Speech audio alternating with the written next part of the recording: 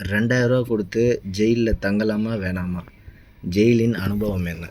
ஹைதராபாத்தில் நடந்திருக்கும் புதிய ஆச்சரியம் என்ன அப்படின்னு பார்த்தீங்கன்னா, நம்மெல்லாம் ஜெயிலுக்கு போகக்கூடாதுன்னு வாழ்கிறோம். ஆனால் இப்போ மக்கள் பணம் கொடுத்து ஜெயிலுக்கு போக போகிறாங்க. ஃப்யூச்சரில் நடக்க போகுது. ஆந்திர பிரதேஷ் கவர்மெண்ட் ஹைதராபாத்தில் புதுசாக ப்ரிசன் டூரிசம் அப்படின்னு சொல்லிட்டு ஒரு திட்டத்தை தொடங்கியிருக்காங்க. இதை பொறுத்தவரை இது சட்டப்படியாக சரியாக பாதுகாப்பாக ஒரு லீகலான வியூவில் வந்து நம்ம பார்க்கலாம். ஹைதராபாத் ப்ரிசன் டூரிசம் என்ன சொல்கிறாங்க அப்படின்னா, ஹைதராபாத்தில் உள்ள சஞ்சல்குடா சென்ட்ரல் ஜெயில் அப்படின்ற ஒரு ஜெயிலில் ஒரு புதுசாக ஒரு திட்டத்தை தொடங்கியிருக்காங்க. அதோட பேர் ஃபீல்டு ஜெயில். இந்த திட்டத்தில் என்னென்ன மாதிரியான டீட்டெயில்ஸ்லாம் இருக்குது அப்படின்றத இந்த வீடியோவை ஃபுல்லாக பாருங்கள், தெரிஞ்சுக்கோங்க. லீகலாக உங்களுக்கு இந்த மாதிரியான விஷயங்கள் தெரியணும் அப்படின்னா நம்ம சேனலை சப்ஸ்கிரிப்ஷன் பண்ணிக்கோங்க, உங்கள் ஃப்ரெண்ட்ஸ் அண்ட் ஃபேமிலிக்கு ஷேர் பண்ணுங்கள். வாங்க கண்டினியூ பண்ணலாம். இந்த திட்டத்துக்கு கீழே ஃபீல்டு ஜெயில் அப்படின்ற இந்த திட்டத்துக்கு கீழே பொதுமக்கள் ஜெயிலில் தங்க விருப்பமாக இருக்காங்க அப்படின்னா 12 மணி நேரத்துக்கு 1000 ரூபாயும், ஒரு நாள் முழுக்க தங்கிறதுக்கு 2000 ரூபாயும் கட்டணம் வசூலிக்கிறாங்க. அதாவது இதில் என்னென்னலாம் நடக்கும், இல்லைனா எதெல்லாம் நீங்கள் ஃபீல் பண்ணுவீங்க ஜெயிலில் அப்படின்னா, முன்னாடிலாம் வந்து தப்பு பண்ணாலே feel the pain feel the jail மாதிரி இப்போ வெறும் feel the jail jolly tourism ஆகிடுச்சு. அதில் வந்து கைதி உடைய நீங்கள் அணிவீங்க, அதாச்சும் ப்ரிசனர் போடுற ட்ரெஸ்ஸு, ஜெயிலில் என்னென்ன மாதிரியான சாப்பாடெலாம் சாப்பிடுவாங்களோ அந்த மாதிரியான சாப்பாடு, ஜெயிலில் ஃபாலோ பண்ணுற ஸ்ட்ரிக்டான டிசிப்ளின் ஆக்டிவிட்டீஸ் எல்லாருமே வந்து நீங்கள் ஃபாலோ பண்ணணும்.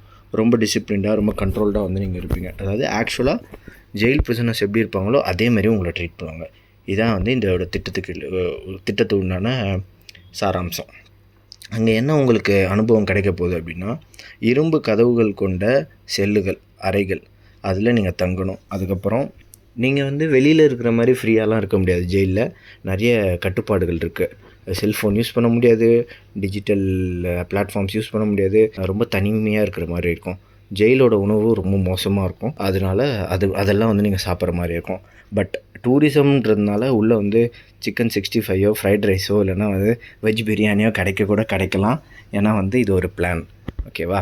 கட்டுப்பட்ட சுதந்திரம் அதில் வந்து நீங்கள் இருப்பீங்க. இதில் வந்து ரொம்ப பிரத்யேகமான விஷயம் என்ன அப்படின்னு பார்த்தீங்கன்னா, வெளியில் நீங்கள் எவ்வளோ சுதந்திரமாக இருக்கீங்க அப்படின்றது நீங்கள் வந்து ஜெயிலுக்கு போனால் தான் தெரியும். ஒரு சிம்பிளான விஷயம், நம்ம வந்து வெளியில் எப்போ வேணால் போகலாம், உள்ளே எப்போ வேணால் வரலாம், வீட்டுக்கு எப்போ வேணால் வரலாம் போகலாம் அப்படின்ற ஒரு சுதந்திரம் உங்களுக்கு மறுக்கப்படுதுன்றப்போ உங்களோட அடிப்படை உரிமையை வந்து ரொம்ப நீங்கள் வாழ்கிறத வந்து ரொம்ப பெயினாக வந்து ஃபீல் பண்ணுவீங்க.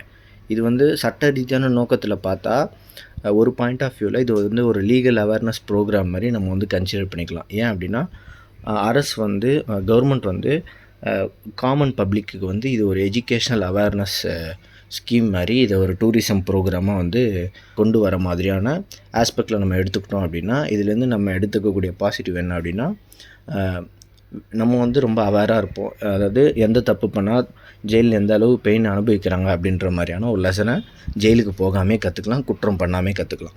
ஸோ ஜெயில் வாழ்க்கையோட உண்மை நிலை என்ன அப்படின்றத நீங்கள் தெரிஞ்சுக்கலாம். சட்டத்தின் மீது மரியாதை கொண்டு நீங்கள் ஒரு ரெஸ்பான்சிபிளான ஒரு சிட்டிசனாக வாழ்கிறதுக்கு இது ஒரு நல்ல பிளாட்ஃபார்மாக அமையும்னு நான் நம்புகிறேன். கைதிகள்கிட்ட நல நிதிக்கு வருமானம் வரும். அதாச்சும் ப்ரிசனர் வெல்ஃபேர் ஃபண்ட் அப்படின்னு சொல்லிட்டு கவர்மெண்ட்டில் ஒரு செக்டார் ஆஃப் ஃபண்ட்ஸை வந்து ப்ரிசனர்ஸ் வெல்ஃபேருக்காக ஒதுக்குவாங்க. அதுக்கு வந்து இந்த ஃபண்டு யூஸ் ஆகிறதுனால அவங்களோட அடிப்படை உரிமைகள், மாத்திரைகள், அவங்களோட உணவு மற்றும் அவங்களோட வாழ்க்கை மேம்பாட்டுக்கு அது வந்து உதவும். அதனால் இது வந்து என்னை பொறுத்த வரைக்கும் ஒரு நல்ல ஸ்கீம் அப்படின்னு ஃபுல்லாகவும் சொல்ல முடியாது, கெட்ட ஸ்கீம் அப்படின்னும் ஃபுல்லாக சொல்ல முடியாது. சட்ட ரீதியாக டிபேட் பண்ணக்கூடிய டாபிக்ஸ் நிறைய இருக்குது.